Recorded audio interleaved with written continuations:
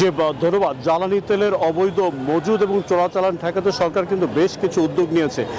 BPC থেকে কিন্তু সকাল 7টায় ডিপো থেকে তেল দেওয়া হচ্ছে এবং পেট্রোল পাম্পগুলোতে কিন্তু ট্যাগ অফিসার নিয়োগ করা হয়েছে। তারা কিন্তু এখানকার মজুদ এবং বিক্রি মনিটরিং করছে। আমি যদি এই পেট্রোল পাম্পটির চিত্রটা দেখাতে চাই, যে নানা উদ্যোগের মুখেও কিন্তু আসলে পেট্রোল পাম্পের যারা মালিক কর্তৃপক্ষ আছে তারা বলছেন যে চাহিদা মতো তেল না দেওয়ার কারণে কিন্তু আসলে সংকটটা কাটছে না।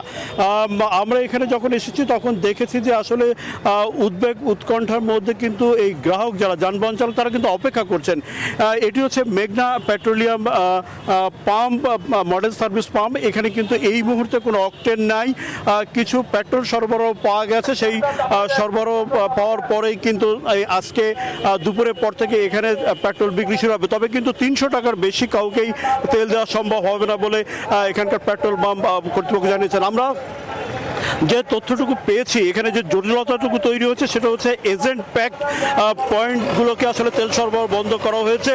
খুলনার 317টি যে পেট্রোল পাম্প আছে, এই পেট্রোল পাম্পের চাহিদা হচ্ছে গড়ে 39 লাখ লিটার তেল হলো। আজকে গতকাল কিন্তু 25 লাখ লিটার তেল সরবরাহ করা হয়েছে, কিন্তু এজেন্ট ডিলারদের আসলে তেল সরবরাহ না করার কারণে কিন্তু চাপটা এখানে বেড়েছে। তো এই ছিল খুলনা পেট্রোল পাম্প থেকে সর্বশেষ। একই খবর জানতে আমরা যাচ্ছি সাভারে আমাদের প্রতিনিধি নাজমুলের কাছে। নাজমুল, জানাবেন সাভারের জ্বালানি তেলের সরবরাহের সর্বশেষ পরিস্থিতি কি?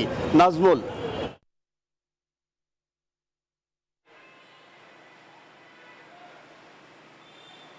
মাকসুদ, আপনাকে ধন্যবাদ। আপনি যেমনটি খুলনা থেকে জানাচ্ছিলেন তেলের সর্বশেষ, এই মুহূর্তে রয়েছে সাভারের শাহরিয়া পেট্রোল পাম্প এবং এখানে কিন্তু আপনার যে তেল আসলে পেট্রোল এবং অকটেন যে পরিমাণ মজুদ থাকার কথা ঠিক ওই পরিমাণ না থাকলেও কিন্তু 1100-1200 লিটারের মতো তেল রয়েছে।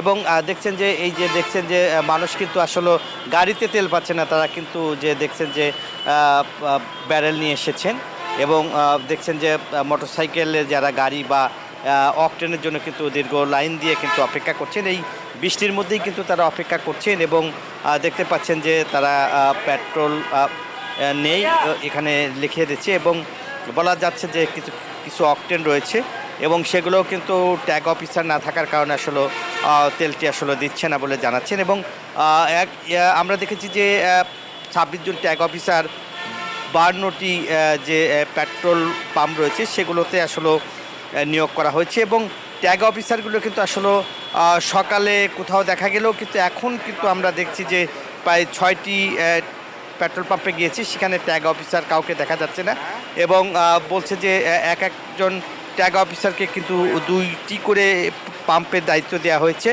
এবং যার ফলে কিন্তু আপনার সেই ট্যাগ অফিসার আসলে তাদের যে অন্যান্য যে আসলে কার্যক্রম রয়েছে সে কারণে তারা নিজের সেই কাজটি শেষ করেই কিন্তু অতিরিক্ত দায়িত্ব পালন করতে পেট্রোল পাম্পগুলোতে তারা আসেন এবং সেখানে এসে কিন্তু আমরা দেখছি যে কোথাও কোথাও তেল আছে, কিন্তু এখন কিন্তু তেলের দাম বাড়বে বলে সেই আশঙ্কায় আসলে তেল দিচ্ছে না বলে অভিযোগ করছেন এখানকার যারা গাড়ি চালক, তারা আসলে বলছিলেন।